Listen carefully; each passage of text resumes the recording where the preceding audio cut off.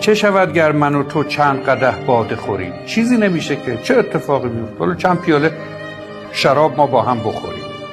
باده از خون رزان است، نه از خون شما. خون شما رو که نمیخوریم، تو خون مردم رو داری میخوری، خونخواری میکنی، ظلم میکنی به دیگران. به این خوشی که احکام مذهب رو داری انجام میدی، روزتو میگیری، نمیدونم شراب نمیخوری ظاهرا،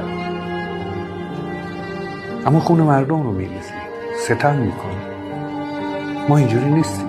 کاش شما هم خون رزان رو بخورید و خون مردم رو نخورید. کاش آدم ها گناه فردی بکنند و گناه اجتماعی نکنند. به دیگران رنج ندیم، آسیب نزنیم، خون آدم ها رو تو شیشه نکنیم، ظلم نکنیم. سعدی میگه عبادت بجز خدمت خلق نیست، به تسبیح و سجاده و دلق نیست. اگر موازنه کنیم، وزن کنیم گناهان رو، حق الناس خیلی سنگین تره.